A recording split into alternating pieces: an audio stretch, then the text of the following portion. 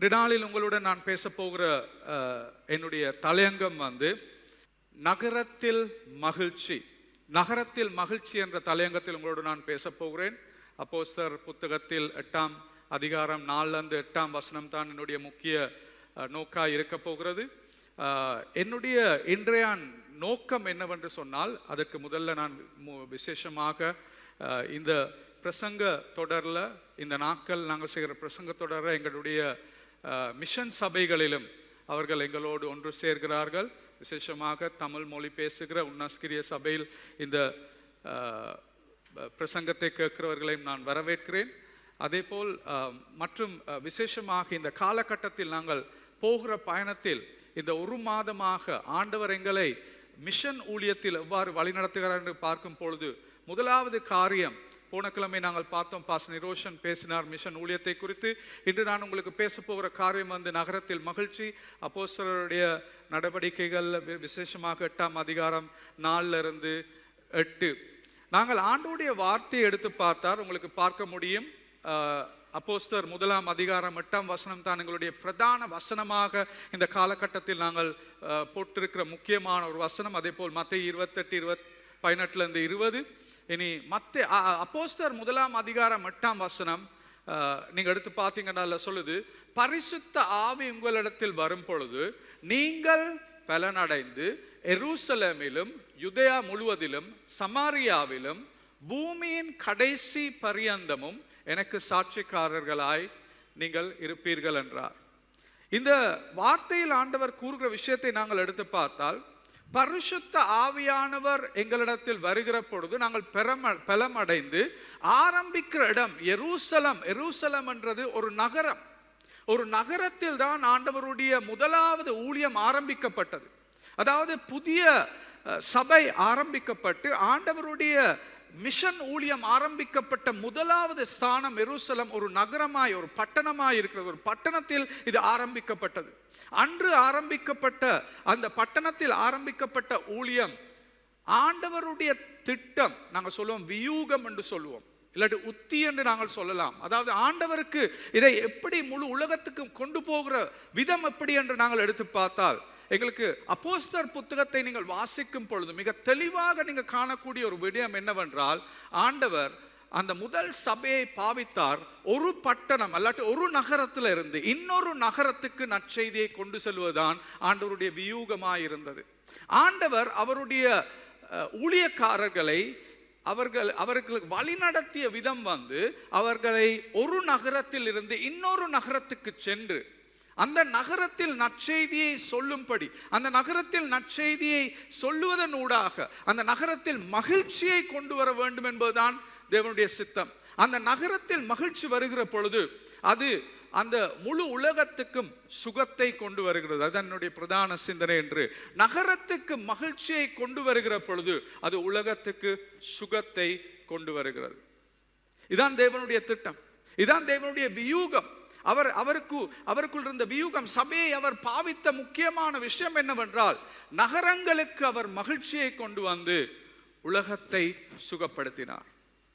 உங்களுக்கு தெரியும், நீங்கள் சபை வரலாறை வாசித்திருந்தால் முதலாவது 300 வருடங்கள் இயேசு இந்த உலகத்துக்கு வந்து முதலாவது 300 வருடங்கள் முடியக்குள்ள ரோம ராஜ்யம் மிக வல்லமையான ராஜ்யம். அந்த காலகட்டத்தில் இருந்த இந்த உலகத்தை ஆழ்ந்த ராஜ்யம் தான் ரோம ராஜ்யம். அந்த ரோம ராஜ்யத்தில் 300 வருடங்கள் முடியக்குள்ள 50% மக்கள் கிறிஸ்தவர்களாக மாறிவிட்டார்கள்.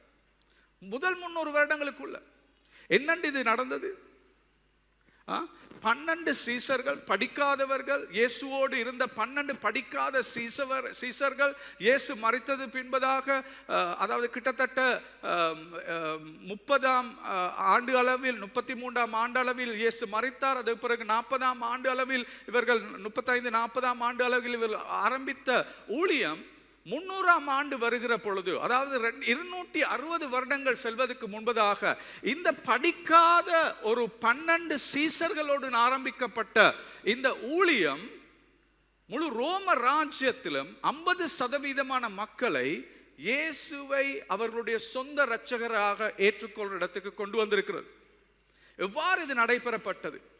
என்ற கேள்விக்கு நாங்கள் கேட்க வேண்டும். ஏனென்றால் ஆண்டவருடைய வியூகம் எங்களுக்கு முக்கியமாக இருக்கிறது. ஆண்டவர் அன்றைக்கு அந்த சபைக்கு கொடுத்த அந்த வியூகம் எங்களுக்கு இன்று தேவை. நாங்கள் அதை மீண்டும் கண்டுபிடிக்க வேண்டும். நாங்கள் மீண்டும் அதை அறிந்து கொள்ள வேண்டும். அந்த வியூகத்தின்படி நாங்கள் செயல்பட வேண்டும். அப்படி என்றால் அப்போஸ்தலர் புத்தகத்தை நாங்கள் வாசிக்கிற பொழுது எங்களுக்கு விளங்குற ஒரு விஷயம்தான், ஆண்டவர் அவருடைய வியூகம் என்னவென்றால், அவர் நகரத்தில் ஆரம்பிக்கப்பட்ட சபை அந்தியோக்கா என்ற முதல்ல சபை, அதாவது அந்த இடத்தில் தான் கிறிஸ்தவர்கள் என்ற பெயர் முதலே வரப்பட்டது. கிறிஸ்டியன்ஸ் என்று முதலாவது அழைத்தது அந்தியோக்கா. அந்தியோக்காவில் ஆரம்பிக்கப்பட்ட அந்த சபை ஒரு நகரத்தில் ஆரம்பிக்கப்பட்ட சபை ஒரு நகரத்திலிருந்து இன்னொரு நகரங்களுக்கு ஆண்டவர் கொண்டு சென்றார் அவர்களுடைய மக்களின் ஊடாக. நாங்கள் இன்று பார்க்க போகிற பகுதி அப்போஸ்தலர் புத்தகம் 8ஆம் அதிகாரத்தில் எப்படி இன்னும் ஒரு பிலிப்பை பொறுத்து பார்க்க போறோம். அவர் எப்படி சமாரியாவில் இருக்கிற ஒரு நகரத்துக்கு செல்லுகிறார் என்பதை நாங்கள் பார்க்க போகிறோம். ஆனால் அதை காண்பிப்பதற்கு முன்பதாக நான் உங்களுக்கு சொல்ல விரும்புகிறேன், பவுல் அடியார் தான் மிகவும் தெளிவாக ஆண்டவரின் திட்டத்தை அறிந்து கொண்டவர். அவர் மிஷன் பயணங்கள் 3 முடித்தவர். அவருடைய வாழ்க்கை மறைப்பதற்கு முன்பதாக அந்த மிஷன் 3 பயணங்களிலும் அவர் செல்லுகிற பொழுது அவர் தேவன் அவரை காண்பிக்கிற இடங்களுக்கு தான் அவர் சென்றார். தேவர் அவரை காண்பிக்கிற பட்டணங்களுக்கு தான் அவர் சென்றார். ஆனால் அவர் தேவன் காண்பித்த ஒவ்வொரு பட்டணங்களையும் நாங்கள் எடுத்து பார்த்தால் அவை எல்லாமே நகரங்களாய் இருக்கிறது. உங்களுக்கு நீங்கள் உதாரணத்துக்கு நீங்கள் எடுத்து பார்த்தீங்கன்னா ரோம தேசத்தில் நீங்கள் எடுத்து பார்த்தீங்கன்னா அத்தன்ஸ்ன்றது படிப்பு குறித்ததான மிகவும் முக்கியமான, படிப்பு பக்கத்தில் முக்கியமான நகரமாக இருக்கிறது. கொரிந்த் எடுத்து பார்த்தீங்க, கொரிந்தியர் சபையில் கொரிந்த் எடுத்து பார்த்தீங்கன்னா அதுதான் அந்த ரோம அதிகாரத்தில் இருந்த வியாபாரத்துக்கான முக்கியமான நகரம். எபீசஸ் அதாவது எபீசியர் புத்தகம் எழுதப்பட்டது எபீசியர் நகரத்துக்கு, அந்த நகரம் தான் சமயங்களில் முக்கியமான சமய நகரமாக அந்த இடத்தில் காணப்பட்டது. மசடோனியா என்ற பிரதேசத்துக்கு உங்களுக்கு நினைவிருக்கும் நான் நினைக்கிறேன், அப்போஸ்தலர் புத்தகம் 16ஆம் அதிகாரத்தில் கனவுல ஒரு நபர் பவுலடியாருக்கு சொல்றார், மசடோனியாவுக்கு நற்செய்தியை கொண்டு வரும்படி. நினைவிருக்கா? புத்தகத்தை வாசிச்சவங்க நினைவிருக்கும். கொண்டு வரும் சொல்லுகிறபடி அவர் போகிறார். அவர் எங்கே சென்றார் உங்களுக்கு காணக்கூடியதா இருக்கும். அப்போஸ்தலர் 16ஆம் அதிகாரம் 12ஆம் வசனம். அங்கே இருந்து மக்கெதோனியா தேசத்து நாடுகளில் ஒன்றிற்கு தலைமையானதும் ரோமர் குடியேறினதுமான பிலிப்பு பட்டணத்திற்கு அந்த பட்டணத்திலே சில நாள் தங்கி இருந்தோம். மக்கெதோனியா தேசத்தில் இருந்த பிரதான நகரம் என்ன நகரம்? பிலிப்பி நகரம். அந்த பிலிப்பியர் புத்தகம் எழுதப்பட்டது இந்த பிலிப்பி நகரத்தில் பவுலடியார் ஆரம்பித்த சபை. பாருங்கள் எங்கே ஆரம்பித்தார்? மக்கெதோனியா பிரதேசத்தில் இருந்த தலைநகரம், பிரதான நகரம். அந்த பிரதான நகரம் பிலிப்பியில தான் பவுலடியார் சொல்லுகிறார் நற்செய்தியை சொல்வதற்காக. நான் உங்களுக்கு காண்பிக்கிற விடயம் என்னவென்றால், பவுலுக்கு இருந்த ஊந்தி, ஆண்டவர் பவுலை பாவித்த விதம் என்னவென்றால், எப்பொழுதுமே அவர் ஒரு நகரத்துக்குள் முதலில் கொண்டு சென்று அந்த நகரத்தில் அவர் நற்செய்தியை சொல்ல வைத்தார். நான் சொன்னேன் உங்களுக்கு, அதே போலதான் நாங்கள் இன்றைக்கு பார்க்கிறது பிலிப்பி, விசேஷமாக 8ஆம் அதிகாரத்தில் அவரை எவ்வாறு ஆண்டவர் இன்னும் ஒரு நகரத்துக்கு கொண்டு செல்கிறார் பார்ப்பதற்கு முன்பதாக, ஏன் நகரம் ஆண்டவருக்கு முக்கியம் என்ற கேள்வி நாங்கள் கேட்க வேண்டும். ஏன் நகரங்கள் ஆண்டவருக்கு முக்கியம் என்றதை நாங்கள் பார்க்க வேண்டும். நாங்கள் பார்த்தோம் என்றால், உதாரணத்துக்கு நகரங்கள் தான் கலாச்சாரத்தின் மையமாக இருக்கிற இடங்கள். நாங்கள் கண்டி நகரத்தை எடுத்து பார்த்தால் இந்த முழு மலை நாட்டுக்கும் ஒரு கலாச்சாரத்தின் தலைநகரமாக, கலாச்சாரத்தை காண்பிக்கிற தலைநகரமாக கண்டி இருந்து கொண்டிருக்கிறது. நகரத்தில் தான் கலாச்சாரம் இருக்கிறது. அந்த முழு பிரதேசத்தையும் மாற்றக்கூடிய கலாச்சாரம் நகரத்தில் காணப்படுகிறது. அதனால் முதலாவது காரணம் நகரம் முக்கியமாக இருக்கிறது. அடுத்ததுதான் எங்களுக்கு தெரியும், ஒரு புதிய சிந்தனையை கொண்டு செல்ல வேண்டும் என்றால் அது நகரத்தில் தான் எங்களுக்கு கொண்டு செல்ல முடியும். ஒரு புதிய காரியத்தை கொண்டு செல்வதற்கு கிராமங்களில் மக்கள் அதை ஏற்றுக்கொள்ள கொஞ்சம் கஷ்டப்படுவார்கள். ஆனால் நகரத்தில் அதை ஏற்றுக்கொள்ள அதற்கு திறந்த ஒரு மனதை காண்பிக்கிறவர் தான் நகரத்தில் வாழ்கிற மக்கள். அதனால் நகரம் முக்கியமாக இருக்கிறது. மூன்றாவது நகரங்களில் ஒரு நற்செய்தியை சொல்லுகிற பொழுது அந்த நற்செய்தி அந்த நகரத்தில் மாத்திரம் இருக்காமல் போக்குவரத்து வசதியின் நிமித்தம் அந்த நற்செய்தி எல்லா இடத்துக்கும் பரவி செல்லுகிறது. கிராமங்களுக்கு கூட நற்செய்தி செல்வதற்கான மிக முக்கியமான வழி நகரமாக இருக்கிற நகரத்தில் நீங்கள் செய்கிற காரியங்கள் அதில் அந்த தாக்கப்படுகிற மக்கள் அவர்கள் அந்த நற்செய்தியை எடுத்துக்கொண்டு அவர்கள் ஒவ்வொரு இடங்களுக்கு செல்லுகிறார்கள். ரைட், அதனால தான் நகரம் முக்கியமாக இருக்கிறது. மூன்றாவது நகரம் ஏன் முக்கியமாக இருக்குண்டா, நகரத்துக்குள்ள பல மொழி பேசுகிற, பல சமய பின்னணியில் இருக்கிற, பல பின்னணிகளில் வருகிற மக்கள் எல்லாம் ஒன்றாய் வாழுகிற இடம் நகரமாக இருக்கிறது. ரைட், நாங்கள் எடுத்து பார்த்தா ஒரு கிராமங்கள் எடுத்து பார்த்தா முக்கியமாக கிராமங்கள்ல ஒரே சமயத்தை சேர்ந்தவர்கள் பலர் வாழ்கிற இடங்கள் தான் கிராமங்கள். ஒரே சமயம் இல்லாட்ட ஒரே மொழியை பேசுகிற பல குடும்பங்கள் வாழ்கிற இடம் தான் கிராமங்களா இருக்கு. ஆனா நகரம் என்று சொல்லக்குள்ள அந்த இடத்துல எல்லா மொழிகள் பேசுகிற மக்களும் இருக்கிறார்கள். நகரம் என்று சொல்லக்குள்ள அந்த இடத்துல எல்லா சமய பின்னணியிலும் வருகிறவர்கள் இருக்கிறார்கள். நகரம் என்று சொல்லக்குள்ள அந்த இடத்துல எல்லா நாங்கள் சொல்லுவோம் எங்களோட சாதிகளை எடுத்து பார்த்தா கூட வேறு வேறு சாதிகளில் இருந்து வருகிறவர்கள் நகரத்தில் தான் அவர்கள் வாழ்ந்து கொண்டிருக்கிறார்கள். அப்பொழுது நாங்கள் நற்செய்தியை சொல்லுகிற பொழுது அது எல்லா வாழ்க்கைக்கும் ஒரு தாக்கத்தை கொண்டு வருகிறது நகரத்தில் சொல்லுகிற பொழுது. அதான் கண்டி நகரத்தில் நாங்கள் எங்களுக்கு ஒரு சபையாக நாங்கள் இருக்க வேண்டும் என்றால் எங்களுக்கு ஒரு மொழி பேசுகிற சபையாக இருக்க முடியாது. ஏனென்றால் இந்த நகரத்தில் பல மொழிகள் பேசுகிற மக்கள் இருக்கிறார்கள். எல்லா மொழிகளுக்கும் நற்செய்தி செல்ல வேண்டும். அதுதான் இந்த சபையில் 3 ஆராதனைகள் 3 மொழிகளில் நடைபெறுவதற்கான காரணம். ஏன் எங்களுக்கு எல்லா மொழி பேசுகிறவர்களும் அவர்களுக்கு நற்செய்தியை கொண்டு செல்வது எங்களுடைய முக்கியமான நோக்கமாயிருக்கிறது. ரைட், கடைசியாக நகரத்துக்கு ஏன் நாங்கள் நற்செய்தியை கொண்டு சொல்லணும் என்று நாங்கள் பார்த்தோம் என்றால், நகரத்தில் நாங்கள் செய்கிற விஷயங்கள் மிக விரைவாக ஒரு பெரிய தாக்கத்தை முழு தேசத்துக்கும் கொண்டு செல்லக்கூடியதாக இருக்கிறது. நகரத்தில் தான் வியாபார முக்கிய இடமாக இருக்கிறது, படிப்புக்கு முக்கியமான இடமாக இருக்கிறது. நாங்கள் பார்க்கிறோம் அரசியலுக்கு முக்கியமான இடம் நகரமாக இருக்கிறது. அதனால் நாங்கள் செய்கிற காரியங்கள் மிக விரைவாக முழு நாட்டுக்கும் ஒரு தாக்கத்தை ஏற்படுத்துகிறது. நகரத்தில் செய்கிற இவ்வாறான காரியங்களின் நிமித்தம் தான் நான் விசுவாசிக்கிறேன் ஆண்டவர் முதல் நூற்றாண்டிலே, அதாவது நற்செய்தியை கொண்டு செல்லுகிற பொழுது அவர் பவுல் அடியாரை வழி நடத்தியது எப்பொழுதுமே நகரத்துக்கு செல்லும்படி எங்களுக்கு காணக்கூடியதாக இருக்கிறது. ரோமர் 15ஆம் அதிகாரத்தை நீங்க எடுத்து பார்த்தீங்கன்னா 19ஆம் வசனம், நான் போடையில இதுல ஸ்கிரீன்ல 19ஆம் வசனத்தில் சொல்லப்படுகிற ஒரு காரியம் என்னன்னு நீங்க எடுத்து பார்த்தாண்டா, இப்படி எருசலம் துவங்கி சுற்றிலும் இலிரிக்கம் தேசம் வரை கிறிஸ்துவின் சுவிசேஷத்தை பூரணமாய் பிரசங்கித்தேன் என்று சொல்லுகிறார். இது வடக்கு பகுதி, அதாவது அந்த தேசத்தின் வடக்கு பகுதியில் இருக்கிற எல்லா நாடுகளுக்கும் நான் நற்செய்தியை கொண்டு சென்றேன் என்று அவர் சொல்லுகிறார். இவ்வாறு பவுலுக்கு சொல்லக்கூடியதாக இருக்கிறது. அதாவது அவர் சொல்லுகிறது காரணம் என்னவென்றால், அந்த பகுதியில் இருக்கிற எல்லா நகரங்களிலும் நான் நற்செய்தியை சொல்லி ஒரு சபையை ஆரம்பித்து விட்டார். அதான் அவர் சொல்லுகிறார், அந்த பகுதியில் இருக்கிற எல்லா இடங்களிலும் அவர் நற்செய்தியை சொல்லிட்டார் என்று. ரோமர் 15ஆம் அதிகாரம் 19ஆம் வசனம், ரோமர் 15:19, ரைட், அதில் தான் அது சொல்லப்பட்ட காரியம். அப்படி என்றால் பவுல் அடியாருடைய வியூகம், தேவனால் கொடுக்கப்பட்ட வியூகம் என்னது? நகரங்களுக்கு சென்று நற்செய்தியை சொல்லும்படி என்பதுதான் முக்கியமாக எங்களுக்கு காணக்கூடியதாக இருக்கிறது. இதனால் தான் நாங்கள் பார்க்க வேண்டும் என்று பிலிப்பி விசேஷமா பிலிப்பி என்று சொல்லுகிறவர், அவர் 7 நபர்கள் சபையில் மேசையை பார்த்து கொள்வதற்கு, இல்லாத விதவைகளை பார்த்து கொள்வதற்கு அப்போஸ்தலர்களால் நியமிக்கப்பட்ட 7 நபர்களில் ஒருவர் தான் பிலிப் என்றவர். உங்களுக்கு நினைவிருக்கும் ஸ்தேப்பன், பிலிப், இந்த 2 பேரும் அந்த 7 நபர்ல 2 பேரா இருக்கிறாங்க. அவங்க அந்த 7 நபர்களும் மிக முக்கியமான நபர்கள். அந்த 7 நபர்கள் ஆண்டவர் வல்லமையாக பாவித்த நபர்கள். அப்படியாண்டால் அவர்கள் சென்ற இடம், அவர்கள் செய்த ஊழியம் எங்களுக்கு முக்கியமாக இருக்கிறது. அவர்கள் எங்கே சென்றார்கள்? பிலிப்பி எங்கே சென்றார்? ஆண்டவர் எங்கே பிலிப்பிக்கு செல்லும்படி சொல்லுகிறார் என்று பார்த்தா 8ஆம் அதிகாரத்தில் வரும் பொழுது அவர் சொல்லுகிறார், ஒரு நகரத்துக்கு செல்லு, சமரியாவில் இருக்கிற பிரதான நகரத்துக்கு நீ செல்லு என்று ஆண்டவர் அவருக்கு கூறுகிறார். அப்படி என்றால் எங்களுக்கு இன்று நாங்கள் விளங்கிக் கொள்ள வேண்டிய முக்கியமான காரியம் சபை என்ற ரீதியில் முதலாவது விஷயம் என்னவென்றால், நாங்கள் ஆண்டவருடைய வியூகம் என்ன? ஆண்டவருடைய வியூகம் சபை முதலில் ஒவ்வொரு நகரங்களிலும் ஒரு தாக்கத்தை ஏற்படுத்த வேண்டும்.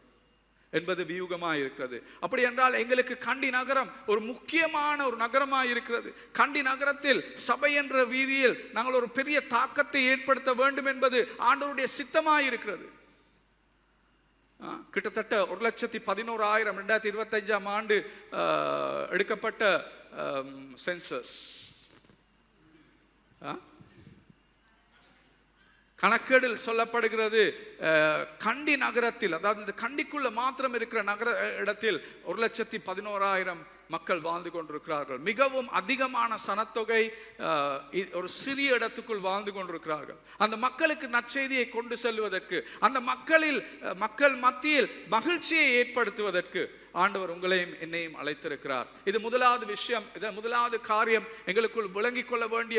ஆண்டவர் எங்களை பரிசுத்த ஆவியானவர் உங்களிடம் வரும் பொழுது முதலாவது என்ன நடக்கும்? முதலாவது நாங்கள் இருக்கிற நகரத்தில் ஒரு தாக்கத்தை நாங்கள் ஏற்படுத்த வேண்டும். எருசலேமில் ஆரம்பிக்கப்பட்டது, அந்த நகரத்தில் ஆரம்பிக்கப்பட்டது. அப்படி என்றால் எங்களை ஆண்டவர் அழைக்கிறார், முதலில் இந்த நகரத்துக்கு ஒரு தாக்கமான ஒரு சபையாக நாங்கள் வாழ வேண்டும் என்பது ஆண்டவருடைய சித்தமாய் இருக்கிறது.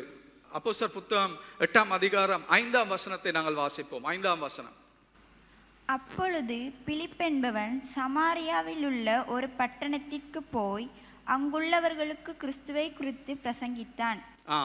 அப்படி என்றா ரெண்டாவது காரியம் பார்க்க போகிறது, எப்படி இந்த ஆண்டவரால் கொடுக்கப்பட்ட வியூகத்தை நாங்கள் கண்டுபிடிக்கிறோம். எப்படி இதை எங்களுக்கு காணக்கூடியதா இருக்குன்னு கேட்டாண்டா இந்த வசனத்தில் சொல்லுது, அப்பொழுது பிலிப் என்பவன் சமாரியாவில் உள்ள ஒரு பட்டணத்துக்கு போய், அதாவது இதில் சொல்லுகிறார்கள், பைபிள் ஆராய்கிறவர்கள் சொல்லுகிறார், ஒரு பிரதான பட்டணம், அந்த சமாரியாவில் இருக்கிற பிரதான பட்டணத்துக்கு அவன் போய் அங்கே அவர் கிறிஸ்துவை குறித்து பிரசங்கிக்கிறான். ரைட், அதுதான் வியூகம், ஆண்டவருடைய வியூகம். முதல் அப்போஸ்தலர் சபை, முதலாவது சபை ஆண்டவர் அனுப்பினது ஒவ்வொரு பிரதேசங்களிலும் இருக்கிற சமாரியான்றது ஒரு பெரிய ஒரு பிரதேசம். அந்த பிரதேசத்தில் இருக்கிற முக்கியமான நகரத்துக்கு பிலிப்பியை ஆண்டவர் அனுப்புகிறார் என்பதை எங்களுக்கு காணக்கூடியதாக இருக்கிறது. பிலிப் ஏன் சமாரியாக்கு சென்றான் என்ற கேள்விக்கு நீங்க கேள்வியை கேட்டு பார்த்தீங்கன்னா உங்களுக்கு விளங்கும். அவன் தானாகவே விரும்பி பிலிப் அந்த இடத்துக்கு போவே இல்லை. ஏன் அவன் சென்று பார்த்தாண்டா, அவனுக்குள் அவன் சமரிய மக்களுக்கு நான் நற்செய்தி சொல்ல வேண்டும் என்றது அவனுக்குள் இருந்த ஒரு தேவை அல்ல.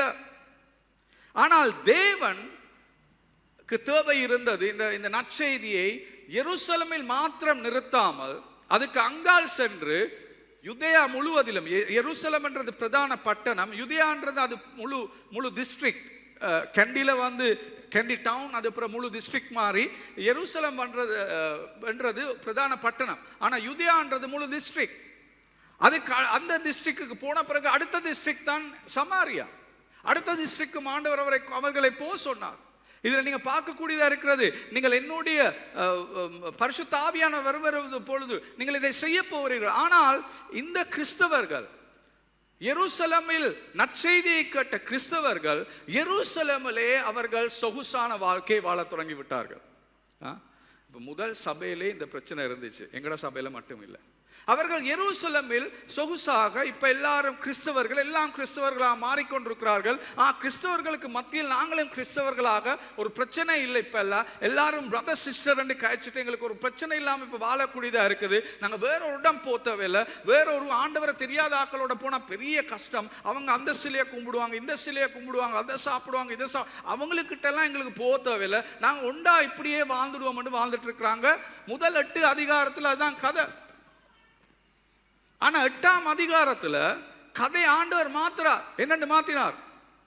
ஸ்தேப்பன் அவர் அந்த இடத்துல ஆண்டவரால் கொடுக்கப்பட்ட ஒரு வெளிப்பாடுதல் நிமித்தம் அவர் எழும்பி ஆண்டவரை குறித்து பேசின பொழுது அவரை கல்லடித்து கொள்ளுகிறார்கள். கல்லடித்து கொண்டதன் பின்பது என்ன நடக்குது பாத்தீங்கன்னா, அவர்களுக்கு ஒரு பெரிய உபத்திரம் வருது. அந்த இடத்துல கிறிஸ்தவர்களுக்கு பெரிய ஒரு உபத்திரம். எல்லோரும் உங்களுக்கு பாவல் கூட அவனுக்கு முன்னால் அவன் சாவுல் என்ற பெயர்ல வீட்டில் இருந்த கிறிஸ்தவர் எல்லாம் வெளியில இழுத்து அவங்க எல்லாரையும் அடிச்சு விரட்டுறாங்க. அப்படி விரட்டினவங்க எல்லாரிடத்திலும் என்னது ஆண்டோட வார்த்தை சொல்லுது, சிதறடிக்கப்பட்டார்கள். 4ஆம் வசனத்தை போடுங்க. 4ஆம் வசனம் பாருங்க என்ன சொல்லப்படுது. வாசிங்க யாராவது. சிதறிப்போனவர்கள் எங்கும் திரிந்து சுவிசேஷ வசனத்தை பிரசங்கித்தார்கள். ஆண்டவருடைய சித்தத்தை செய்யாமல் 8 அதிகாரங்கள் ஒன்றாய் வாழ்ந்த மக்களை ஆண்டவர் என்ன செய்கிறார்? அவர் உபத்திரத்தை அனுப்ப வைத்து தலையில அடிச்சுட்டு, இன்னொரு இடத்துல சொல்றா, தலையில அடிச்சுட்டு சொல்றாரு, இப்ப போ வழியில. என்னுடைய திட்டம் நீ ஒரு இடத்துல இருப்பதல்ல, என்னுடைய திட்டம் நீ ஒரே இடத்துல இருந்து வாழ்ந்து கொண்டிருப்பதில்லை, என்னுடைய திட்டம் இந்த நற்செய்தி எல்லா இடங்களுக்கும் செல்ல வேண்டும். நீ எருசலேமில் மாத்திரம் நற்செய்தி, இல்லாட்டி யூதேயாவில் மாத்திரம் நற்செய்தியை வைத்திருக்க முடியாது. அது கங்கால சமரியாவுக்கு போவதற்காக தான் ஆண்டவர் உபத்திரத்தை அன்று சபைக்கு அனுப்பினார். அனுப்பி உபத்திரத்தின் ஊடாக 8ஆம் அதிகாரத்தில் சொல்லப்படுகிறது, சிதறி போனார்கள், சிதறடிக்கப்பட்டார்கள். சிதறடிக்கப்பட்ட மக்கள் எங்கெங்கயோ ஒவ்வொரு பக்கமா ஓடி போனாங்க. அந்த போனதுல ஒரு ஆள் தான் பிலிப். அவர் எங்க போனாரு? அவர் தேவையா வேணுமென்று சமாரியாவுக்கு போகல, உபத்திரத்தின் நிமித்தம் ஓடி போறாரு. ஓடி போனா சமாரியாவுக்கு தான் போய் சேர்ந்துட்டாரு. அப்ப என்ன செய்யறாரு? சமாரியால இப்போ ஒரு பட்டணத்துக்கு போய் நற்செய்தியை செல்றதுக்கு அவர் இப்ப தயாரா இருக்கிறார். உங்களுக்கு விளங்குதா? ஆண்டவருடைய திட்டம், ஆண்டவர் விரும்பிய விஷயங்கள் நாங்கள் செய்ய வேண்டும். அவருடைய திட்டம் அதான், அவர் ஒவ்வொரு இடங்களுக்கும் மக்களை கொண்டு செல்வது. அப்ப ஆண்டவருடைய வியூகம் ஒவ்வொரு நகரங்களுக்கும் நாங்கள் செல்ல வேண்டும். அந்த வியூகத்தை எப்படி நாங்கள் கண்டுபிடிப்பது என்று பார்த்தா, ஆண்டவர் எங்களை சிதறடிக்க வைப்பார். ஒரு இடத்துல வச்சிருக்க மாட்டார். அவர் எங்களை சிதறடிக்க வைப்பார். கிறிஸ்தவர்கள் என்பவர்கள் சிதறடிக்கப்பட்ட மக்கள். நல்லா கேட்டுக்கொள்ளுங்க, கிறிஸ்தவர்கள் என்பது சிதறடிக்கப்பட்ட மக்கள். ஆண்டவர் எங்களை ஒரு நாளும் அழைக்கவில்லை ஒரே இடத்தில் இருந்து வாழ்வதற்காக. ரைட், உங்களுக்கு காணக்கூடியதா இருக்குது. 8ஆம் அதிகாரத்தில் 1வது வசனம் நீங்க பார்க்கக்குள்ளே உங்களுக்கு தெரியுது எப்படி உபத்திரங்கள் அவர்களுக்கு வருகிறது என்று. வந்த பின்பதாக அவர்கள் சிதறடிக்கப்படுகிறார்கள். அவர்கள் அந்த நேரத்தில் அவர்கள் உடலாக அவர்கள், அதாவது எல்லோரும் அவர்கள் நபர்களாக ஒரு இடத்தில் இருக்கவில்லை. அவர்கள் ஒவ்வொருவரும் ஒவ்வொரு இடத்துக்கு சிதறடிக்கப்பட்டது மாத்திரமல்ல, ஆவிக்குரிய ரீதியில் கிறிஸ்தவர்கள் ஒரு சிதறடிக்கப்பட்ட மக்கள் எப்பொழுதுமே. அதன் அர்த்தம் என்னவென்றால், ஆண்டவருக்குள் நாங்கள் வந்த பின்பதாக, இயேசுவுக்குள் நாங்கள் வந்த பின்பதாக, உங்களுடைய எது உங்களுடைய நாடு? இயேசுக்குள்ள வந்த பிறகு இது உங்களுடைய நாடு. எந்த நாட்டில் உங்களோட சிட்டிசன்ஷிப் இருக்குது? கனடா போகிறதுக்கு இன்னும் அங்கே சிட்டிசன்ஷிப் தான் எங்களுக்கு வேணுமா? ஆஸ்திரேலியா சிட்டிசன்ஷிப் வேணுமா? இங்கிலாந்தில் சிட்டிசன்ஷிப் வேணுமா? அல்லாட்டி பரலோகத்தில் எங்களுக்கு சிட்டிசன்ஷிப் வேணுமா? கிறிஸ்தவர்களாகின பின்பதாக எங்களுக்கு கொடுக்கப்பட்டிருக்கிற குடியுரிமை நாங்கள் பரலோகத்து வாசிகள். எங்களுக்கு அவருக்குள் இருக்கிற அடையாளம், இயேசு எங்களுக்கு கொடுத்திருக்கிற அடையாளம் அவருடைய பிள்ளைகள். நாங்கள் அவருடைய பிள்ளைகள் என்றால் எங்களுக்கு இருக்கிற இப்பொழுது எங்களுடைய நகரம் எங்களுக்கு சொந்தமான நகரம், எங்களோட குடியுரிமை ஆண்டவருடைய பரலோகமாய் இருக்கிறது. அப்படி என்றால் இந்த உலகத்தில் உங்களுக்கு ஏதாவது ஒரு நாட்டில் ஒரு குடியுரிமை இருக்க வேண்டும். நாங்கள் எல்லாருமே இந்த ஒரு நாட்டில் ஒரு குடியுரிமை இருக்கோம். நாங்கள் ஏதோ ஒரு கலாச்சாரத்துக்கு சொந்தமாக இருக்கிறோம். ஆனால் அது எல்லாமே இரண்டாவது விஷயமாக இருக்கிறது. முதலாவது, நாங்கள் ஆண்டவருடைய பிள்ளைகள் என்ற விதத்தில் பரலோகத்துக்கு சொந்தமான பரலோக குடியுரிமைக்கு எங்களுக்கு அந்த சிட்டிசன்ஷிப் கிடைச்சிட்டது. ஆல் கண்ட்ரி பாஸ்போர்ட் ஆண்டவர் கொடுத்துட்டாரு. எல்லா நாட்டுக்கும் தேவையான சிட்டிசன்ஷிப் ஆண்டவர் கொடுத்துட்டாரு உங்களுக்கு. இப்ப நீங்களும் நானும் பரலோக குடிவாசிகள். அப்படி என்றால் எங்களுக்கு இப்பொழுது இந்த நாட்டுக்கு ஒரு நாட்டுக்கோ ஒரு கலாச்சாரத்துக்கோ நாங்கள் இன்னுமே இறுகி போய் இருக்க முடியாது. அப்ப எங்களுடைய சந்தோஷம் வருகிறது ஒரு நாட்டில் வாழ்கிற பொழுது அல்ல, ஒரு நகரத்தில் வாழ்கிற பொழுது அல்ல. நாங்கள் எந்த நகரத்தில் இருந்தாலும் எந்த நாட்டில் இருந்தாலும் எங்களுக்கு சந்தோஷமாய் வாழ முடியும். ஏனென்றால் எங்களுக்கு தெரியும், இந்த உலகம் எங்களுக்கு சொந்தமான இடம் இல்லை. நாங்கள் இந்த உலகத்துக்கு சொந்தமானவர்கள் இல்லை. எங்களுடைய சொந்தம் என்னவென்றால், ஆண்டவர் எங்களுக்கு ஏற்கனவே வேறு ஒரு குடியுரிமையை தந்துட்டார் என்பதை நாங்கள் அறிந்து கொள்ள வேண்டும். இதனால் தான் நீங்கள் பார்த்தீங்கன்னா பேதுரு அல்லது பாவுல் அவர்கள் நியமனங்கள் கடிதங்களை சபைகளுக்கு எழுதுகிற பொழுது அவர்கள் எவ்வாறு அந்த மக்களுக்கு சொல்லுகிறார்கள்.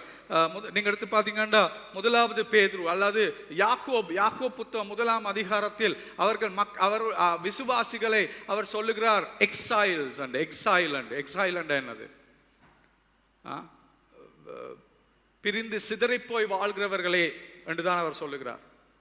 சிதறிப்போய் வாழ்கிறவர்களே, எனக்கு சரியான தமிழ் வார்த்தை நீங்க பாருங்கள் இருக்கும். சிதறிப்போய் வாழ்கிறவர்களே, நீங்கள் ஒரு நாட்டுக்கு நீ சொந்தமானவர்கள் அல்ல, சிதறிப்போய் வாழ்கிறவர்கள் என்ற அர்த்தத்தை தான் அந்த இடத்தில் கொடுக்கிறார். பிலிப்பியர் 3ஆம் அதிகாரம் 20ஆம் வசனத்தில் அவர் சொல்லுகிறார், நீங்கள் பரலோகத்துக்கு சொந்தமானவர்கள், பரலோகத்துக்கு சொந்தமானவர்கள். ஒரு பக்கம் அவர் சொல்லுகிறார், நீங்கள் சிதறி போய் வாழ்கிறீர்கள், உங்களுக்கு ஒரு குடியுரிமை இல்லாத ஒரு வாழ்க்கையை நடத்தி கொண்டிருக்கிறீர்கள். மற்ற இடத்துல சொன்னா மற்ற விதத்தில் அவர் சொல்லுகிறார், நீங்கள் பரலோகத்துக்கு சொந்தமானவர் என்று அவர் பிலிப்பியர் அதிகாரத்தில் சொல்லுகிறார். என்ன இதில் அவர் சொல்ல வருகிறார்?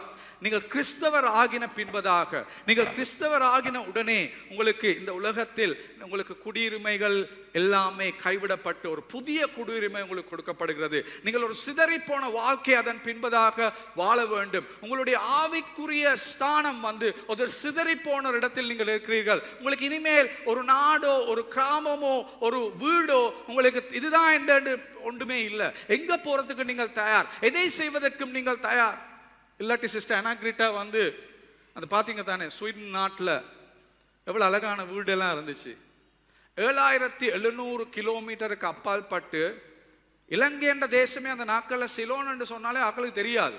மெப் எடுத்து தேடுவாங்க எங்கே இந்த சிலோன் இருக்குண்டு. அப்படிப்பட்ட ஒரு நாட்டுக்கு 7700 கிலோமீட்டர் வருவாங்களா? அவங்க ஏன் வந்தாங்க? ஏன்னா அவங்களுக்கு தெரியும், ஸ்வீடன் என்ற நாடு என்னுடைய சொந்த நாடு அல்ல. மறித்து போன இங்க இந்த இலங்கையிலே மறிச்சு போனாங்க. இந்த இலங்கையிலே தான் அவங்க மறிச்சு போனாங்க. அதுக்கப்புறம் ஒரு நாளும் திரும்பி போகல, அவங்க போறதுக்கு அவங்க வரல. ஏன்னா அவங்களுக்கு தெரியும், எனக்கு எந்த இடத்துல போனாலும் ஆண்டவர் எங்கே என்னை அழைத்து செல்கிறாரோ அங்குதான் எனக்கு சந்தோஷம் இருக்கிறது.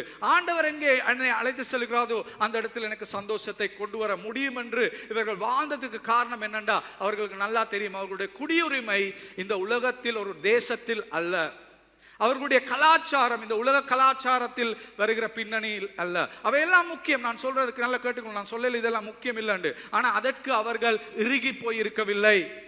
அதுக்கு அப்பால் போய் அவர்களுக்கு வாழக்கூடிய காரணம் இதுவாக இருந்தது. 4ஆம் வசனம் சொல்லுகிறது, உங்களுக்கு சிதறி போனவர்கள் அவர்கள் சுவிசேஷ வசனத்தை பிரசங்கித்தார்கள் என்று சொல்லப்படுகிறது. உங்களுக்கு சிதறி போனர் என்ற வார்த்தைக்கு இதில் பாவிக்கப்பட்ட கிரேக்க வசனம் தான் டயஸ்போரா. டயஸ்போராண்ட வசனம் உங்களுக்கு நல்லா தெரியும். இந்த வார்த்தை தமிழாக்களுக்கு நல்லா தெரியும், டயஸ்போராண்ட, ரைட்? இந்த டயஸ்போராண்ட வார்த்தை தான் வசனம் வார்த்தை தான் இதில் பாவிக்கப்பட்டிருக்கிறது. அந்த டயஸ்போரான்ற அர்த்தம் என்னன்னா, சிதறடிக்கப்பட்டவர்கள் இப்போ ஒவ்வொரு இடத்துல போய் அவர்களுக்கு குடியுரிமை இல்லாமல் வாழ்ந்து கொண்டிருக்கிறார்கள். அந்த தேசத்திலும் குடியுரிமை இல்லை, இந்த தேசத்திலும் வாழ முடியாது.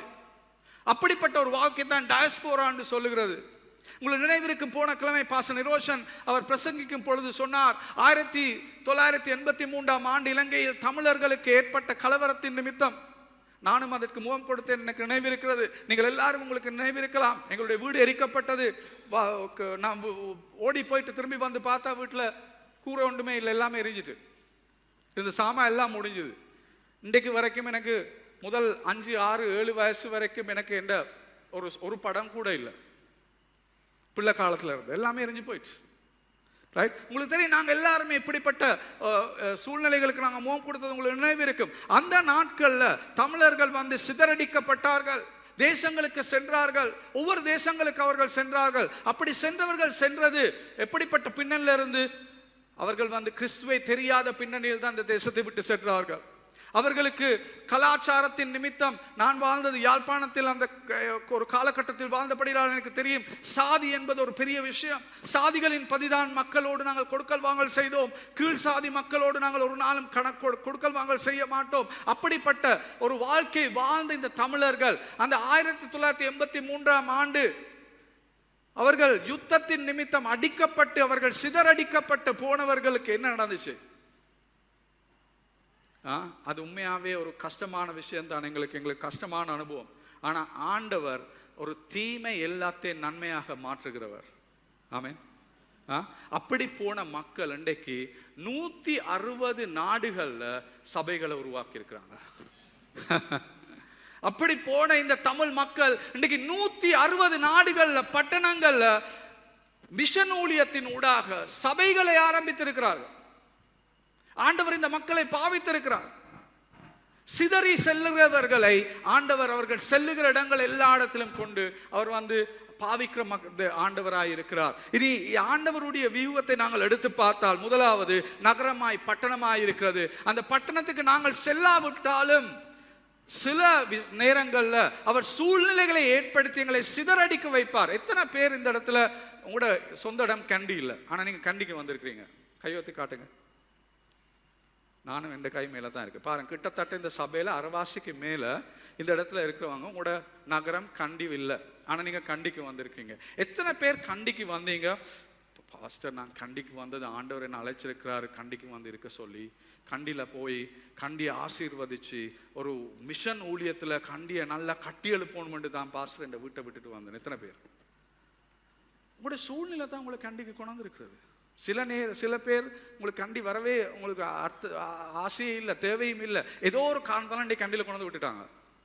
என்னென்னு வந்தீங்கன்னு கூட உங்களுக்கு தெரியாது கண்டிக்கு. சில ஆட்களுக்கு நான் சொல்றது சரியா? ஆண்டவர் சிதறடிக்க வைக்கும் பொழுது அவருக்கு ஒரு திட்டம் இருக்கிறது. ஆண்டவர் ஒரு திட்டத்தோடு தான் எல்லாமே செய்வார். உங்களை இந்த இடத்துக்கு கொண்டு வந்திருக்கிறார் என்றா, திருமணமாய் இருக்கலாம், வேலையாய் இருக்கலாம், படிப்பாய் இருக்கலாம், என்ன காரணமாய் இருக்கலாம், ஏதாவது காரணத்துக்கு உங்களை இன்றைக்கு கண்டி நகரத்துக்கு ஆண்டவர் கொண்டு வந்திருந்தால் ஆண்டவருக்கு ஒரு திட்டம் இருக்கு உங்களோட வாழ்க்கை குறித்து. இந்த நகரத்தை ஆசீர்வதிப்பதற்காக ஆண்டவர் ஒரு திட்டத்தோடு தான் உங்களை இந்த தேசத்தில் இந்த காலகட்டத்தில் இந்த நகரத்தில் கொண்டு வந்து வைத்திருக்கிறார். அவர் உங்களை சிதறடிக்க வைத்திருக்கிறார். நீங்கள் இருந்த இடத்தை பட்டணத்தை விட்டு இந்த பட்டணத்துக்கு வருவதற்கான காரணம் ஆண்டவருடைய திட்டத்தை செய்வதாக காணப்படுகிறது.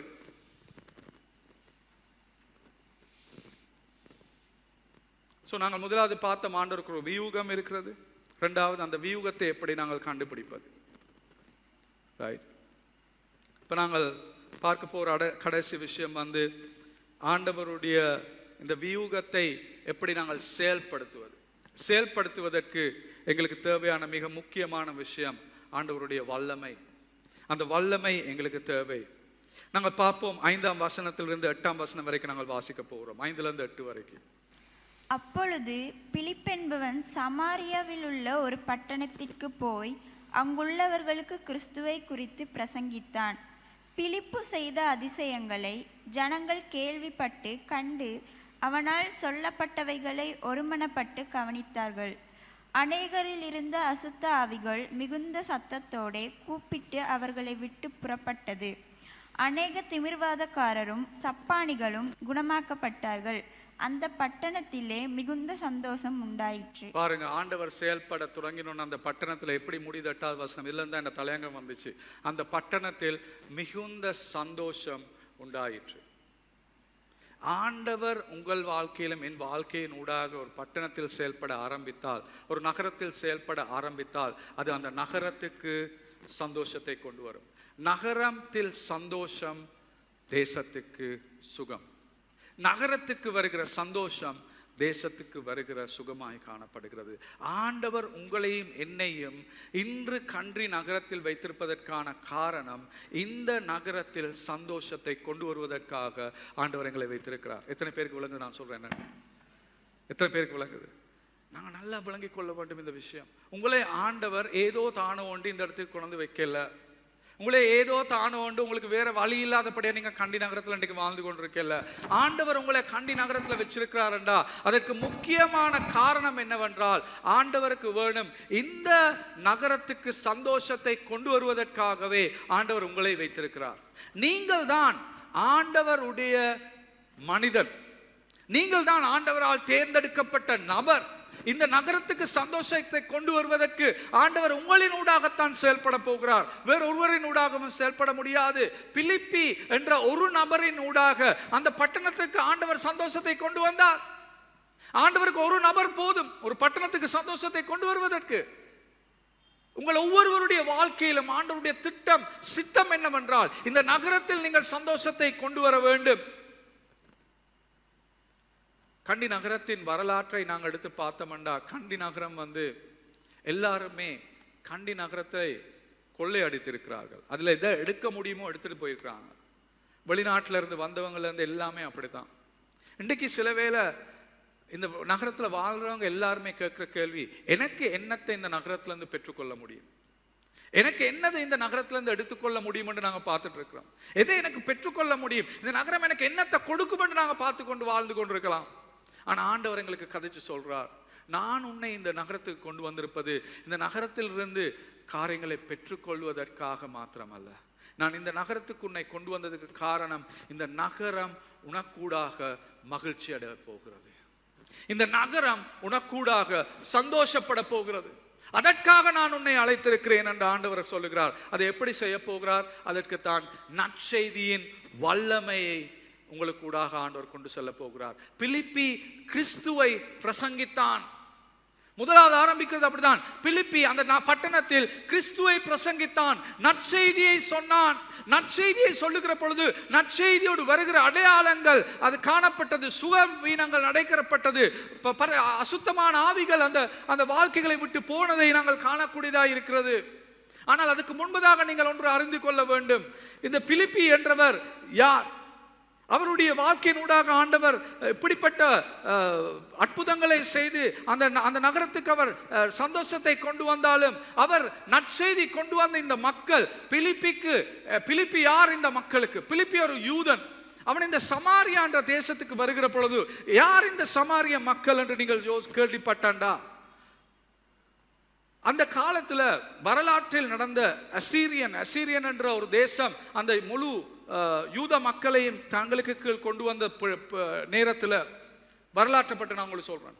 அந்த அசீரியன் தேசத்தார் இந்த யூத மக்களை தங்களுக்கு கொண்டு வந்து அந்த யூத மக்களுக்குள் இருந்த உயர்ந்த குலத்தை சேர்ந்தவர்களை அவர்கள் வேறு பக்கமாகவும் தாழ்ந்த குலத்தை சேர்ந்தவர்களை இன்னொரு பக்கம் வைத்து அந்த தாழ்ந்த குலத்தை சேர்ந்த மக்களோடு மற்ற வெளிநாடுகளில் இருந்து மனிதர்களை கொண்டு வந்து அவர்களுக்கு இடத்துல வச்சு விட்டாங்க.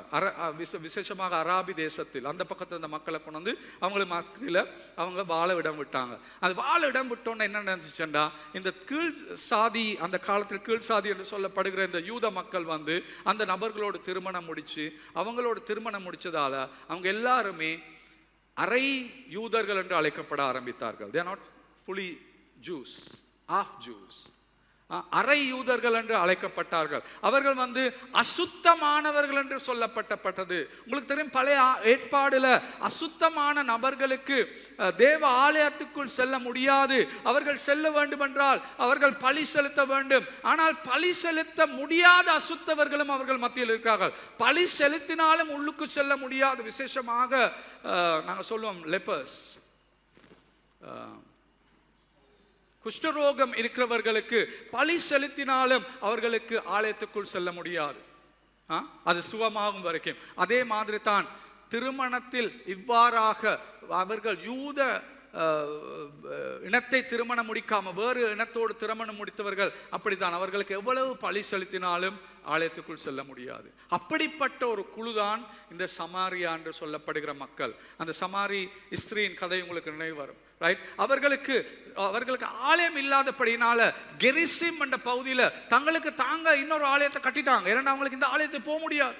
அதனால அவங்க வேறொரு ஆலயத்தை கட்டிட்டாங்க. அது இன்னும் யூதர்களுக்கு இன்னும் பெரிய கோவம், எங்களுக்கு ஒரே ஒரு ஆலயம் தான் இருக்குது, இவங்க இன்னொரு ஆலயத்தை கட்டினால இன்னும் பெரிய கோவத்தால அவங்களுக்கு கண்ணுக்கு காட்ட முடியாத ஒரு பகுதி தான் இந்த சமாரியா என்று சொல்ற ஆக்கள். யூதர்களுக்கு அவங்கள பொறுக்கவே முடியாது, அவங்கள விருப்பமே இல்லை. அப்படிப்பட்ட நபர்களுக்கு தான் பிலிப் என்றவர் ஒரு யூதர். ஒரு யூதன் செல்லுகிறான், ஒரு நாளும் கொடுக்கல் வாங்கல் செய்யாத அசுத்தமான மக்கள் மத்தியில் போய் அதுலேயும் அந்த நோய்கள் எடுத்து பார்த்தீங்கன்னா உங்களுக்கு காணக்கூடியதாக இருக்கு. எப்படிப்பட்ட நோய்களை குணப்படுத்தினாண்டு அந்த நோய்கள் இருக்கிறவங்க அதை விட அசுத்தமானவங்க. அப்படிப்பட்டவங்களை பிலிப் அந்த ஆண்டவர் பாவிக்கிற அந்த சமேரியா தேசத்தில் சுகப்படுத்துறதற்கு.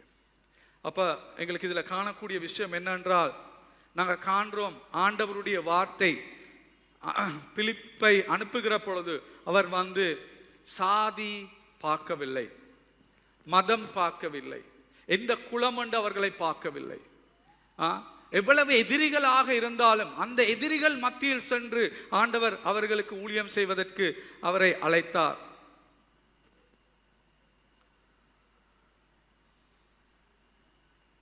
இதை அவன் விரும்பி செய்யவும் இல்லை. உங்களுக்கு தெரியும், முதல் 4 வசனங்கள் 8ஆம் அதிகாரத்தில் உபத்திரங்கள் வந்தபடியினால்தான் அவன் அந்த தேசத்தை விட்டு சமாரியாக்கு செல்கிறான். அவன் அவனுக்கு ஆண்டவர் கொடுத்திருந்தா விரும்பி செல்லுன்னு சொல்லியிருந்தான்னா அந்த யோனா மாதிரி சொல்லியிருப்பான், ஒரு நாள் நாங்கள் போக மாட்டேன்னு சொல்லியிருப்பான். ஆனால் ஆண்டவர் உபத்திரத்தின் ஊடாக அவனை விரட்டினார் என்று சொல்லலாம். விரட்டினார் சமாரியாவுக்கு போனபடினால தான் அவன் அன்றைக்கு அந்த இடத்துல அப்படிப்பட்ட ஒரு ஊழியத்தின் ஊடாக மக்கள் மத்தியில் அவன் சுகத்தை கொண்டு வரக்கூடியதாக இருக்குது. எப்படி பிலிப்புக்கு இவ்வாறு செய்யக்கூடியதாக இருந்தது? எப்படி அவனுக்கு இப்படிப்பட்ட மக்களுக்கு ஊழியம் செய்கிற இடத்துக்கு அவனுடைய இருதயம் திரும்பினது என்று நாங்கள் பார்த்தோம்டா, அதே 8ஆம் அதிகாரத்தில் இன்னும் ஒரு கதை இருக்குது. அந்த கதை எங்களுக்கு கொஞ்சம் ஒரு உதவியாக இருக்கும். அந்த கதை தான் எத்தியோப்பியா தேசத்தை சேர்ந்த ஒரு மந்திரி. அவன் ஒரு திருநங்கை, தமிழ் மொழிபெயர்ப்பில் அந்த திருநங்கை என்ற விஷயத்தை பற்றி அதில் சொல்லப்பட இல்லை. Right, okay. ஒரு இத்தியோப்பியன் மந்திரி, ஒரு திருநங்கை. அவன் இத்தியோப்பியா தேசத்திலிருந்து அந்த காலத்தில் ஆண்டவரை பற்றி கேள்விப்பட்டு எருசலேமுக்கு போறான் ஆண்டவரை வழிபாடுறதுக்கு. எருசலேமுக்கு போயிட்டு அவன் திரும்பி வருகிற நேரத்தில் அவன் எசாயாவின் புத்தகத்தை, ஸ்க்ரோல் என்று சொல்லுவாங்க. எதுக்கு என்ன ஸ்க்ரோல் என்று சொல்றது? சுருள், சரியா? அதை அவன் திறந்து எசாயா வாசித்து கொண்டு வருகிறான். அவனுடைய வண்டியில் பயணம் செய்து கொண்டிருக்கும் பொழுது வாசித்து கொண்டு வருகிற நேரத்தில் தான் ஆண்டவர் பிலிப்பை பார்த்து சொல்லுகிறார், அவனுக்கு போய் நற்செய்தி சொல்லும்படி. இப்ப இது ஒரு முக்கியமான விஷயம். ஏனென்றால் நான் நினைக்கிறேன் இந்த விஷயம் அவனுக்கு சிலவேளை அவனுக்கு அந்த சமாரியா மக்கள் மத்தியில் சென்று அவனுக்கு அந்த நற்செய்தியை சொல்வதற்கு அவனை தயார்படுத்தியிருக்கக்கூடிய ஒரு விஷயமாக நான் காண்கிறேன். அவன் அந்த இடத்துக்கு இப்ப எருசலேமில் இப்ப நாங்க சொல்லுகிறோம், இந்த திருநங்கை, இந்த எத்தியோப்பியா தேசத்தை சேர்ந்த இந்த மந்திரி, அவன் அந்த நாட்டுக்கு போய் எருசலேமுக்கு போய் அவன் ஆலயத்துக்கு சென்றிருப்பான். ஆலயத்துக்கு செல்வது அவனுடைய சித்தமாக இருந்திருக்கும். ஆனால் கொஞ்சம் யோசிச்சு பாருங்க, அவன் ஆலயத்துக்கு சென்றோன்னா என்ன நடந்திருக்கும்? அவனை விட்டுருப்பாங்களா, வாங்க உள்ளுக்குள்ள ஆலயத்துக்கு? இல்லை, சொல்லியிருப்பாங்க, யார் நீங்க? எத்தியோப்பியா, ஆப்பிரிக்கா தேசத்தை சேர்ந்த ஒரு கருப்பான மனுஷன், உனக்கு ஒரு நாள் எங்களோட ஆலயத்துக்குள்ள வர முடியும். அது மட்டும் இல்லை, நீ ஒரு திருநங்கை, முழு மனிதன் கூட இல்லை, உனக்கு ஒரு பரம்பரை கூட உனக்குள்ளால வர முடியாது. நீ ஒரு மரத்தி போன ஒரு மரம், உனக்கெல்லாம் என்னென்னு இந்த சபைக்குள்ள வர முடியும், ஆலயத்துக்குள்ள வர முடியும்? ஒரு நாள் உனக்கு ஆலயத்துக்குள்ள வர முடியாது, போ வழியில் விரட்டி இருப்பாங்க. எவ்வளவு மனம் உடைந்து அவன் மீண்டும் போயிருப்பான். இதுதான் அந்த ஆண்டோட வார்த்தை அவதானிக்கிறவர்கள் எத்தனையோ புத்தகத்தில் இதை பற்றி சொல்லிக்கிறார் இவரை குறித்து. அப்படிப்பட்ட மனமுடைந்து அவன் எசாயா அவன்கிட்ட இருந்த சுருளை எடுத்து அதை வாசித்து கொண்டிருக்கும் பொழுது, அவன் 50ஆம் அதிகாரங்கள் தான் வாசித்து கொண்டிருக்கான். எங்களுக்கு விளங்குது 53ஆம் அதிகாரத்தை தான் பிலிப் அவன் கதைக்கிறான். 50ஆம் அதிகாரங்களை வாசித்து கொண்டிருக்கக்குள்ள அவன் ஒரு பகுதியை கண்டிருப்பான். நான் உங்களுக்கு காட்ட விரும்புகிறேன் அந்த பகுதி என்னன்னு. 56ஆம் அதிகாரம். 56ஆம் அதிகாரத்தில் நாங்கள் வாசிச்சு பார்ப்போம். 3ஆம் வசனத்திலிருந்து 5ஆம் வசனத்தை வாசிங்க, என்ன சொல்லுதுன்னு பாருங்க. கர்த்தரை சேர்ந்த அந்நிய புத்திரன், கர்த்தர் என்னை தம்முடைய ஜனத்தை விட்டு முற்றிலும் பிரித்து போடுவார் என்று சொல்லானாக. அன்னகனும், அன்னகன் என்றா திருநங்கையா? திருநங்கைகளுக்கு தான் அன்னகன் என்ற வார்த்தை பாவிக்கப்பட்டிருக்கு. அன்னகனும், இதோ நான் பட்டமரம் என்று சொல்லானாக. என் ஓய்வு நாட்களை ஆசாரித்து எனக்கு இஷ்டமானவைகளை தெரிந்து கொண்டு என் உடன்படிக்கையை பற்றி கொள்ளுகிற அன்னகர்களை குறித்து கர்த்தர் சொல்லுகிறது என்னவென்றால், நான் அவர்களுக்கு என் ஆலயத்திலும் என்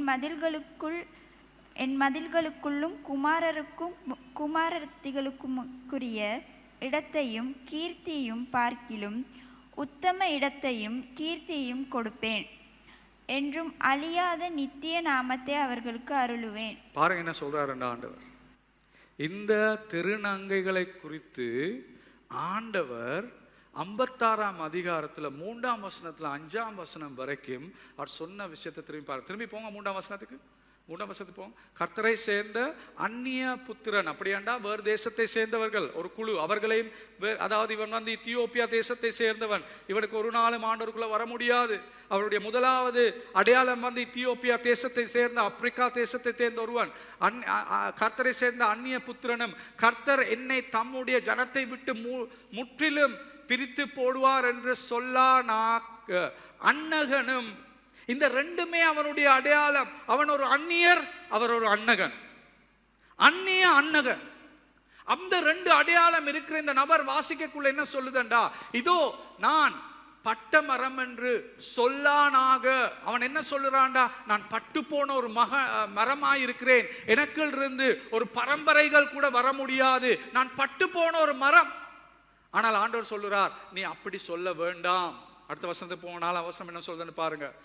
என் ஓய்வு நாட்களை ஆசாரித்து எனக்கு இஷ்டமானவைகளை தெரிந்து கொண்டு என் உடன்படிக்கைகளை பற்றி கொள்ளுகிற அன்னகர்களை குறித்து கர்த்தர் சொல்லுகிறது என்னவென்றில், அப்படி என்றால் எனக்கு பயந்து வாழுகிற அன்னகர்கள், எனக்கு பயந்து வாழுகிற திருநங்கைகள், இந்த ஒரு தேசத்துல ஒரு நகரத்துல நாங்கள் வேணாம் என்று விட்டு விடுகிற ஒதுக்கி போடுகிற இந்த மக்கள், இந்த ஒதுக்கி போடுகிற மக்களை குறித்து ஆண்டவர் சொல்லுகிறார்.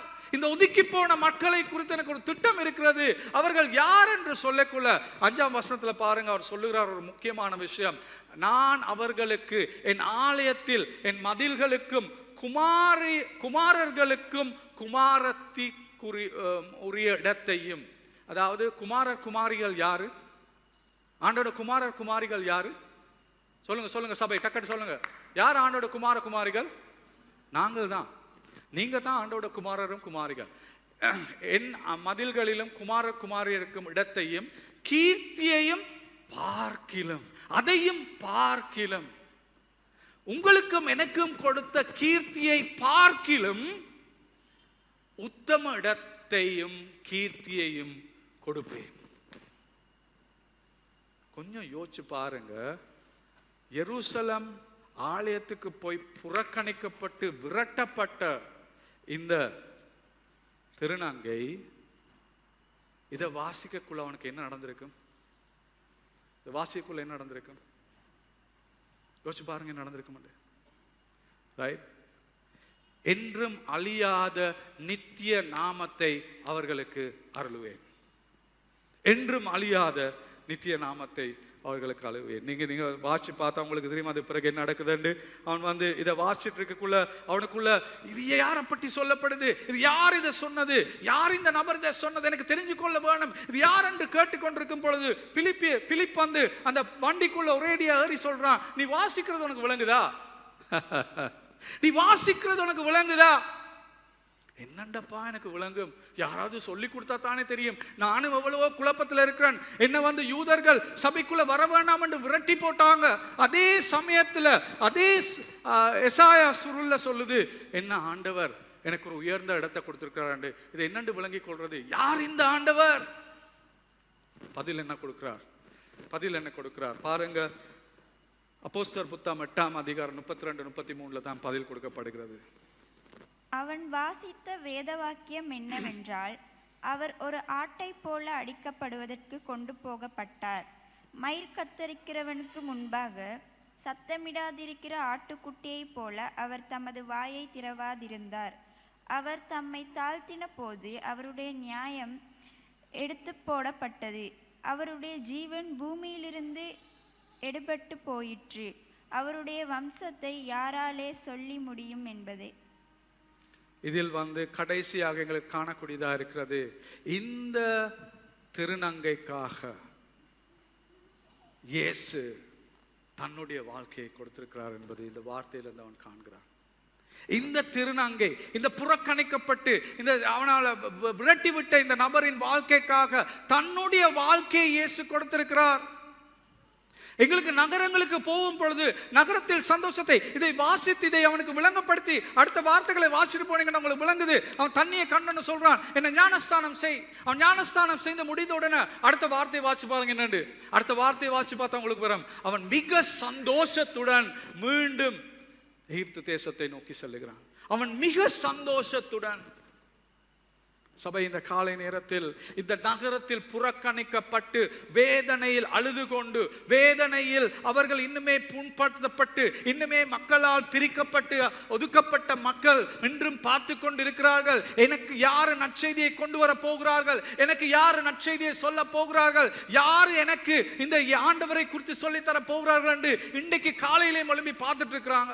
உங்களையும் என்னையும் ஆண்டவர் அழைத்திருக்கிறதுக்கு முக்கியமான காரணம் என்னவென்றால், இப்படிப்பட்ட நபர்கள் மத்தியில் இந்த நற்செய்தி செல்ல வேண்டும். ஒரு நற்செய்தி அவர்களுக்கு இருக்கிறது. ஒருவருமே ஒதுக்கப்பட்டில்லை, ஒருவருமே கைவிடப்பட்டில்லை, ஒருவருமே தாழ்த்தப்படவில்லை, ஒருவருமே புறக்கணிக்கப்படவில்லை என்ற இந்த செய்தி இந்த முழு நகரத்தில் இருக்கிற ஒவ்வொரு நபர்கள் மத்தியிலும் செல்ல வேண்டும். அதை எவ்வாறு நாங்கள் கொண்டு செல்வது, அதை எவ்வாறு ஆண்டவர் அந்த நபர்களுக்கு சொல்வது?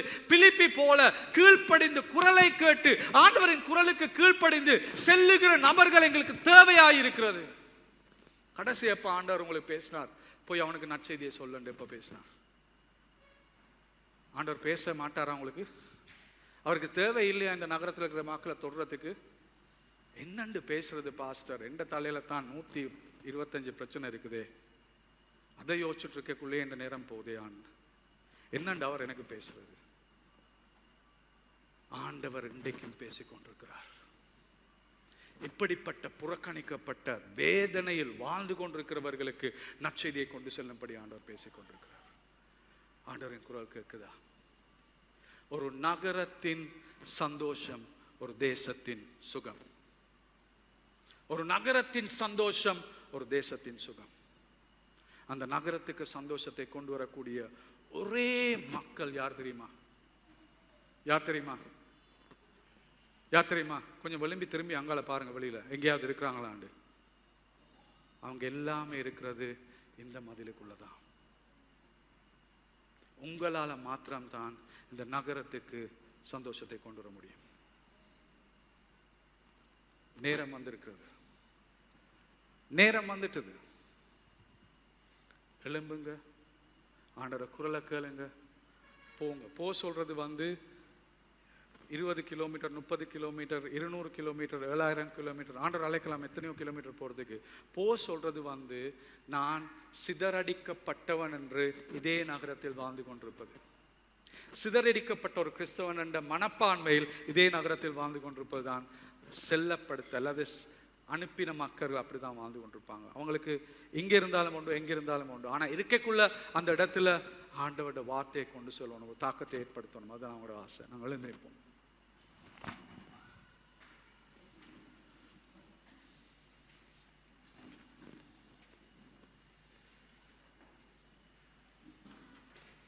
இவ்வாறு நாங்கள் வாழும் பொழுது பெருபேர் என்னது? முழு நகரத்திலும் சந்தோஷம் காணப்பட்டது. ஒரு நபரின் வாழ்க்கையில் மாத்திரம் சந்தோஷம் இல்லை, முழு நகரத்துக்கும் சந்தோஷம் காணப்பட்டது. எங்களுடைய இலக்கு என்ன? இந்த சபையை வளர்ப்பது எங்களுடைய இலக்கு அல்ல. எங்களுடைய இலக்கு என்ன? இந்த நகரத்தில் ஏதோ தானோண்டு வாழ்ந்து போவது எங்களுடைய இலக்கு அல்ல. எங்களுடைய இலக்கு, ஒரே இலக்கு தான் எங்களுக்கு இருக்கிறது. அப்போஸ்தலர் 8ஆம் அதிகாரத்தில் சொல்லப்படுகிற சந்தோஷம் இந்த நகரத்துக்கு வர வேண்டும். கொஞ்சம் நடந்து கொண்டு செல்லக்குள்ள இந்த நகரத்துல ஆக்களோட முகங்களை கொஞ்சம் பாருங்களேன். சில வேளை எங்கட முகங்களும் அப்படித்தான். 100கணக்கான பிரச்சனையை தலையில வச்சுட்டு நடந்துட்டு இருக்கிறாங்க. சில வேளை அவங்களுக்கு ரோட்ல போறது, சில வேளை நான் கார்ல போய்க்குள்ள இந்த போல பாய்வாங்க. பாஞ்சோன்னு எனக்கு தெரியும் இவங்க எங்கேயோ யோசனை இருக்கு, இவங்க இங்க யோசனை இல்லை. அப்படிப்பட்ட பிரச்சனையோட மக்கள் இந்த நகரத்துல அங்காலையும் இங்காலையும் தலையில்லாத கோழிகள் போல ஓடிட்டு இருக்காங்க. காண்றீங்களா? திரும்பியும் சொல்லுவீங்க, பாஸ்டர் என்னண்டு பாஸ்டர் காண்றது? நானும் அப்படித்தானே. நீங்க அனுப்பப்பட்டவர்கள், நீங்கள் வேறு பிரிக்கப்பட்டவர்கள். உங்கள் வாழ்க்கை ஆண்டவர் கட்டாயம் உங்களை பார்த்துக் கொள்வார், உங்களை காத்து கொள்வார். உங்களுக்கு ஏற்கனவே அடையாளம் கொடுத்து முடிஞ்சது. இன்னும் அடையாளம் என்னத்துக்கு நீங்க பார்த்துட்டு இருக்கிறீங்க? இன்னும் என்ன அடையாளம் உங்களுக்கு தேவை? உங்களுக்கு கொடுக்க வேண்டிய எல்லாத்தையும் ஆண்டவர் கொடுத்துட்டார். இன்னுமே ஆண்டவரே எனக்கு தாங்கன்னு நான் பார்த்துட்டு இருக்காம நான் என்ன செய்யறது? ஆண்டவரே என்னை எப்படி பாவிக்க போறீங்கன்னு ஒரு நாளும் கேளுங்க. ஆண்டவரே இன்றைய நாளில் யார் எனக்காக உங்களுடைய நற்செய்தியை கேட்பதற்கு காத்து கொண்டிருக்கிறார் என்று எனக்கு காண்பீங்கன்னு கேளுங்க. காலையில் எழும்பி நகரத்துக்கு சந்தோஷத்தை கொண்டு வர ஆண்டவர் உங்களை பாவிக்க பார்த்து கொண்டிருக்கிறார்.